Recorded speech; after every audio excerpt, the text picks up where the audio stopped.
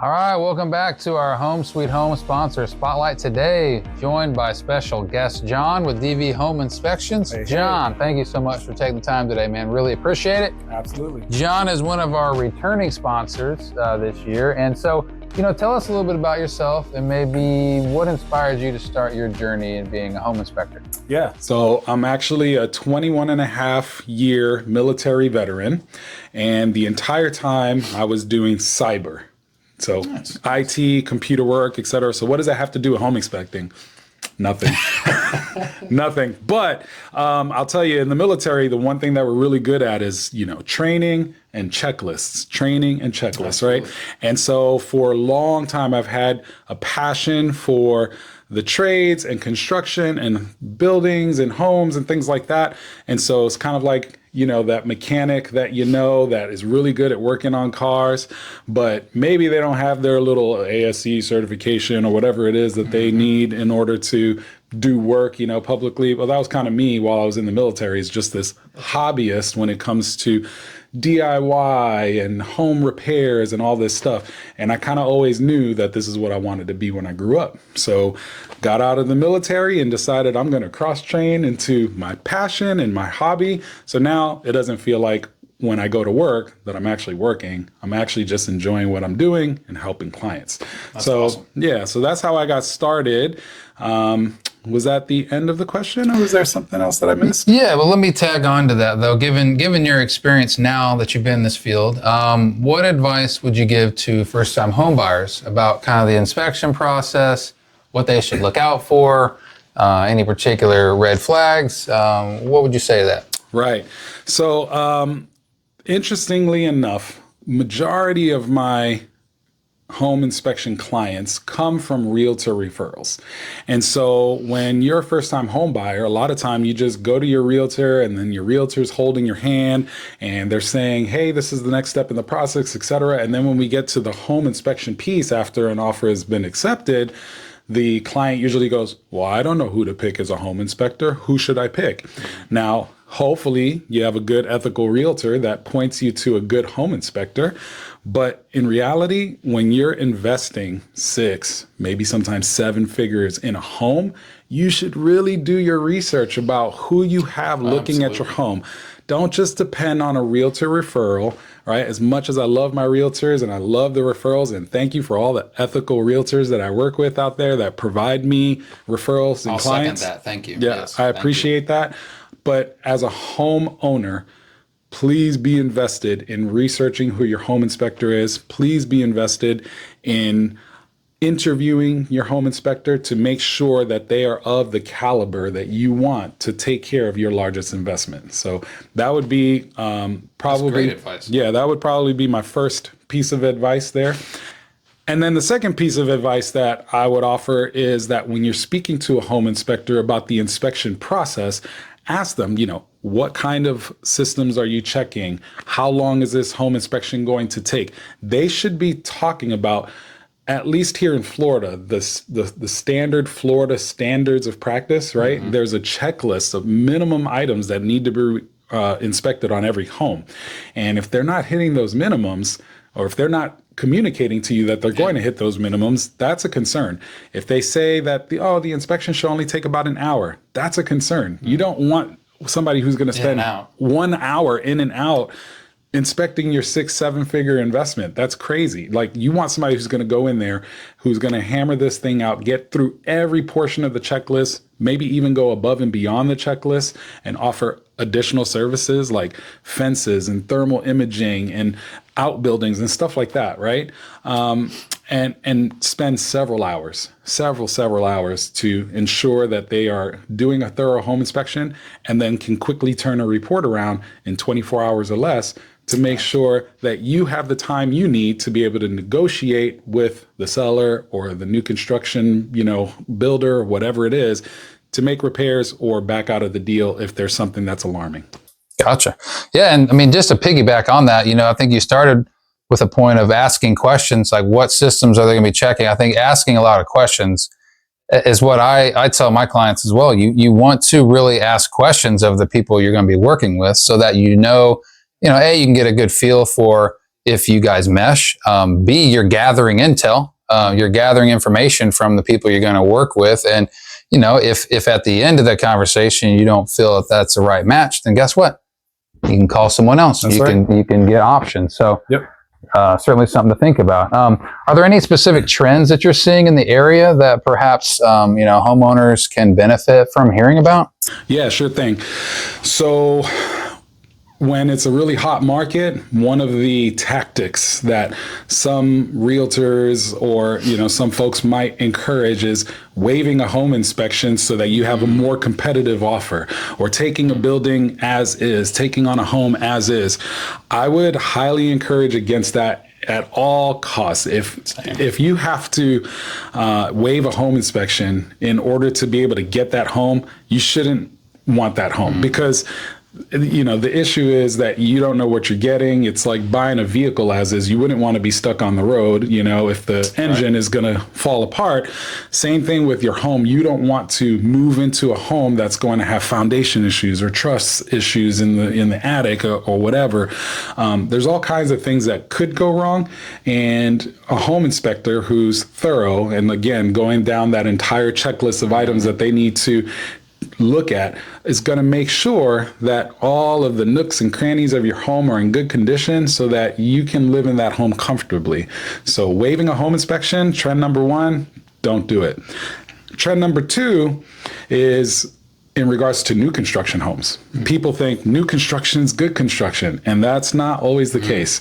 Whenever a human is involved with anything, there's going to be human error. Absolutely. And so even building new houses, those houses don't always come out perfect. There is usually issues, right? And what I've seen, which is pretty unfortunate, is builders, right? Home builders, new home builders, putting language in contracts that limit the home inspectors from being able to do a thorough inspection. So they'll have language inside their contracts that will say something like, the home inspector cannot get on the roof. You can only view the roof from the side or use a drone or something like that. Or they'll use language that says something like, the home inspector cannot go into the attic. They can only inspect from the attic hole or the attic ladder or something like that. Just putting limitations really on the home inspectors, really. And then the most egregious one that I've seen recently was from a builder in the area. I will not name names. But they basically, had language in their contract that said the home inspector cannot hold the builder liable for anything that's wrong in the home that may cause injury or whatever, to the home inspector, even if it's the builder's fault. And that's just crazy to put a home inspector at risk, for a $400, $500 home inspection job, to say, hey, even if we've messed up, if we've wired our electrical panels the wrong way, you get zapped and you get sent to the hospital, you can't hold us liable. And I had to turn that job down. Yeah, I would have too. I just, and I let the customer know. I was like, I'm sorry, I really want to take care of you, but this builder is making it difficult for all home inspectors. Yeah. Well, that raises I'm sorry, but that raises a huge flag of what issues have come about from their prior homes that have led for that. I mean, that's crazy. I'm sorry to interrupt you, but you're not interrupting me. So I do have another home inspection friend, in the area that said, I'm willing to do it. I'll sign the contract. And he's inspected many homes for this particular builder. And his own words, there's a lot of problems with those homes. And so, I just try to stay away from that kind of stuff altogether. Well, that certainly is a memorable moment there. But do you have any recent success stories maybe from one of your clients that maybe you can talk about? Oh, yeah, sure thing. Again, new construction, right? So one thing that happens during new construction is, during the framing process, they've got all the lumber out and they're building the house. And sometimes those houses get built during the rainy season and the lumber gets all wet. They put the home together and then they don't properly dry out the lumber. They just keep going as fast as they can. That lumber stays wet, and what winds up happening is microbial growth, mold, fungus, whatever starts to grow on the lumber, on the trusses, etc. So I did a home inspection on new construction. The entire attic was full of microbial growth, right? And so I highlighted that, and there were some people who were like, oh, that's just normal, the wood's like that, et cetera. That's not going to hurt anybody. And it can. People can have allergies, and there could be negative pressure in the home that will push that microbial growth down into the actual living space, through the drywall, et cetera, and it can become problematic. So after identifying this with the new construction builder, they said, yep, we need to fix that. And so what they did was they removed all of the attic insulation. Oh, wow. And they completely treated and got rid of all of microbial growth in the attic, and then re-insulated, and then my client was able to move into a clean home. So that was a good success story. That's awesome. Yeah, I'm glad you shared that one. Mm-hmm. So if a potential client asks you, what sets you apart from your competition, I'm sure you get probably asked that a lot. I think that question comes up a lot of times when I'm working with like realtors and clients. Well, what's the difference? You got all these lenders out here, you got all these inspectors out here. What's kind of your response to that? Yeah. So going back to the Florida standards of practice, there's a minimum checklist that every home inspector in the state of Florida is supposed to abide by. But for those home inspectors that decide to go above and beyond, you're going to get a better service. And so some home inspectors decide that they want to be part of a larger home inspector organization to increase their training, their networking opportunities with other home inspectors that they can get mentored by and things like that. And so I'm part of an organization called InterNACHI. It's the largest home inspector organization in the world that encompasses training and home inspector networking and stuff like that. And so I get a lot of resources from them to make sure that my business is, up and up. Now, on top of that, there's also an additional group that I'm part of. It's a private group of home inspectors across the entire nation called the Best Inspector List. So if you go to bestinspectorlist.com, you'll see, what that's all about. But essentially, it's a group of home inspectors that said, okay, this is going to be the minimum criteria that we are going to hold ourselves to, a higher standard than what our state minimums are.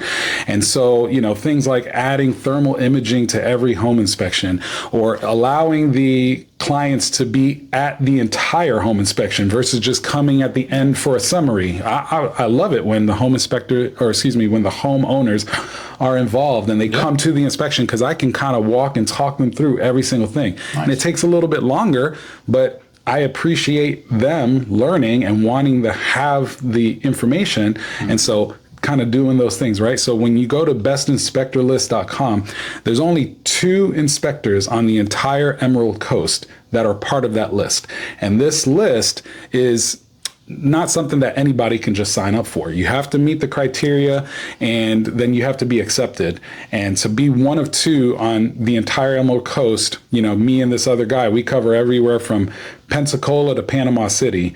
And so that's a huge compliment to my business to be allowed to be on that list. And I take pride in making sure that we advertise that as a absolutely as a part. Yeah, congrats on reaching that height. I appreciate it. And as a returning vendor and sponsor, how would you sum up kind of the value that this type of an event, being free to the public, having all the resources in one spot, like how would you sum up the value of what people can get from something like this? Yeah, absolutely. This is it. This is the event, right? If you're interested in buying a home, you get to come to one place and talk to everybody that is going to be involved in the home buying process and start picking their brains about what kind of services do you offer? What kind of service do you provide? Mm-hmm. What kind of things should I know about this portion of the home buying process or that portion? You're going to be able to talk to realtors. You're going to be able to talk to mortgage lenders like Trident. You're going to be able to talk to home inspectors. Absolutely. You're going to be able to talk to tradespeople who might have to do repairs on your home or offer some sort of maintenance. Or if you need a new roof, there's roofers out there to talk to and say, hey, what should I be looking for as far as the types of shingle material that are available, right? Homeowners, insurance agents are going to be out there. So everybody that you can think of that's going to be involved in the home buying process going to be in one place, completely free. You can walk around, pick people's brains. You don't have to schedule appointments or whatever. They're just going to be there to serve everyone. So that's amazing. Yeah, they're giving away prizes. Giving away prizes, giving away swag, all kinds of fun stuff. There's going to be stuff for the kids out there. It's going to be great. We've got a bounce house. You can meet the Blue Wahoo's mascot. Kazoo's going to be out there. Cornhole. On top of that, we've got a pool cleaning service company. We got a floor service company is going to be there.